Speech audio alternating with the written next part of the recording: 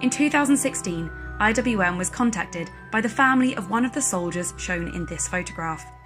We now know that this is Arno Bohm, a German soldier standing alongside British troops from the London Rifle Brigade. They're standing together in the middle of no man's land during the Christmas truce of 1914. This photograph captures a moment so unusual in the First World War that many people at the time, and to this day, believed it to be a myth. In the midst of a brutal, total war, how did this momentary peace come about? What impact did it have in the course of the First World War? And why did it never happen again? We were in the front line. We were about 300 yards from the Germans, and we had, I think, on Christmas Eve, we'd been singing carols and this, that and the other, and the Germans had been doing the same, and we'd been shouting to each other, sometimes rude remarks, more often just joking remarks. Eventually a German said, "Tomorrow you no shoot, we no shoot."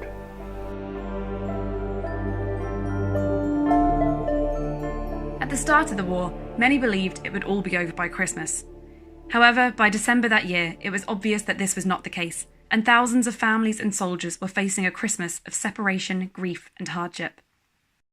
So for those soldiers who were in the trenches over winter 1914, the conditions would have got gradually worse and worse. You got a lot of rain, a lot of frost, and the general living conditions would have been terrible.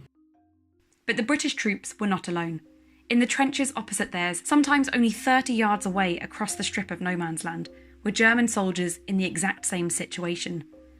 There was lots of opportunity for each side to communicate with the other. And this was a regular thing which happened right from the start of trench warfare. But communication would often be in the form of soldiers from one side shouting over insults to those in the other trenches. But what was interesting at Christmas is that both sides actually started to communicate in more friendly terms. It really began with the Germans singing Christmas carols and setting up Christmas trees on top of their parapets. And so they came to very much empathise with one another. I remember very well Christmas.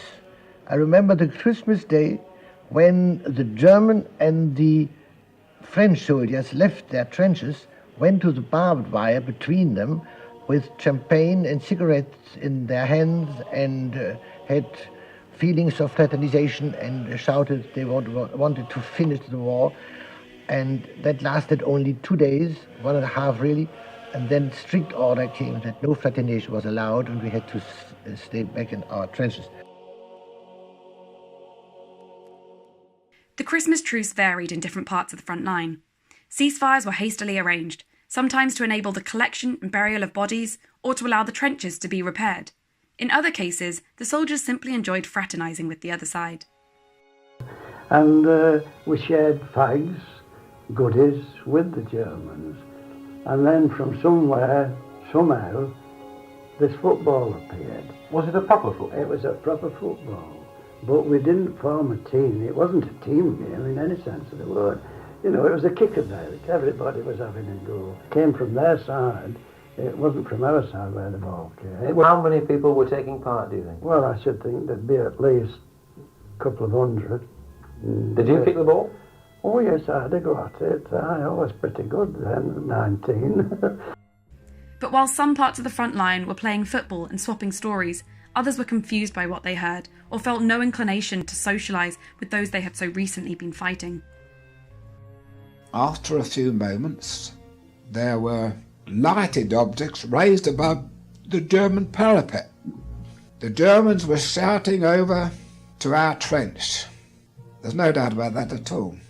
And before we could take any action or do anything, we were ordered to open rapid fire, you see, which we did.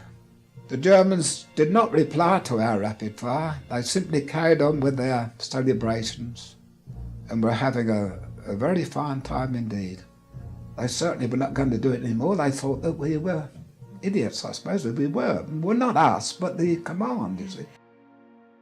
the way that trench warfare was organised in the First World War, each sector was very distinctive.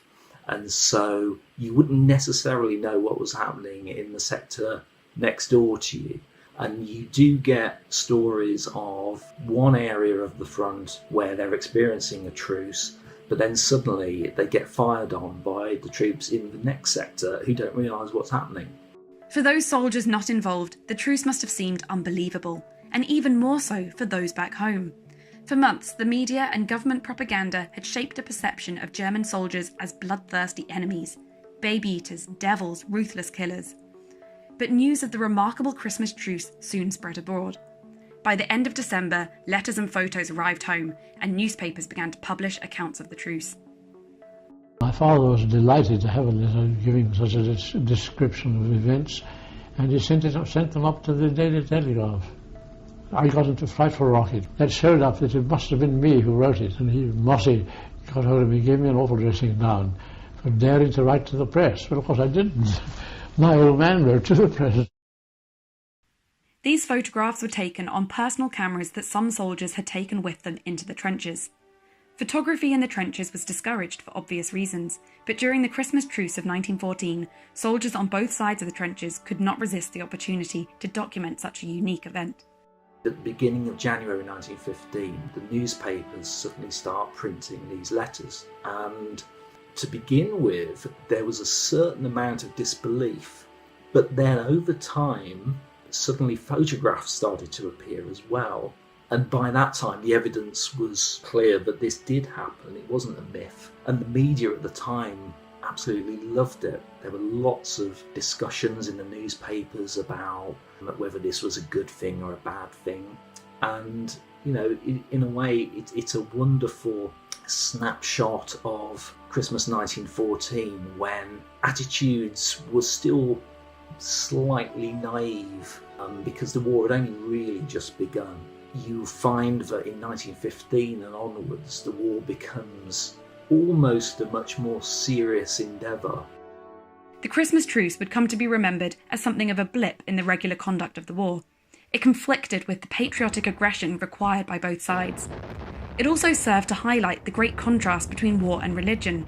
How can you fight a war of aggression while also celebrating Christmas, the traditional time for peace and goodwill? For those reasons, the Christmas truce was increasingly seen as unimportant and awkward to fit into the standard narrative of the First World War. You never get anything like the Christmas truce happening again. And over time, not only is it seen as an anomaly, but almost as a myth. And it gets to the point where people are actually doubting whether it happened in the first place, which continues, right up to this day. So there's still a lot of confusion about whether there was a football match played and things like this. We didn't cross to France until March of 1915, but although it would be arrogant to say that the thing didn't actually take place, I very much doubt whether anything of the nature or magnitude that has been claimed for it took place at all. Now, the purpose of that barbed wire in the trenches was to keep each side in its own place. Therefore, why would anybody try to break that? And if anybody tried, what were the NCOs doing? What were the officers doing? I think the whole thing borders on the fairy tale and may be classed with the Russians with snow on their boots and the angels of Mons. We know by looking at German newspapers that the Christmas truce was covered there in a very similar way to how it was in Britain. In the 1920s and the 1930s, you see definite examples of how the Christmas truce changes in its depiction because there was a much greater emphasis then on the German soldier as a hero fighting a noble war, whereas the Christmas truce conflicts with that to a degree. So in Germany in particular, the Christmas truce goes out of favour definitely in the 20s and 30s, whereas in Britain it continues to be the popular celebrated story as part of the First World War. The letters and photographs that reached home in Britain confirmed that this remarkable event had indeed taken place, but it was one that was not to be repeated. The Christmas truce was unique and nothing like it happened again to that scale. And the reasons for this are varied. Immediately after the truce, the high command of both sides stepped in to make sure that fraternisation and ceasefires like this would not happen in the same way. But also, in the long term, the real reason that truces like this didn't happen is that the war changed in the way in which it was being fought. As the war progressed, there's a more centralised method of command. Those in the front line would have been forced into constant aggression. You would have had artillery and trench mortar units constantly going.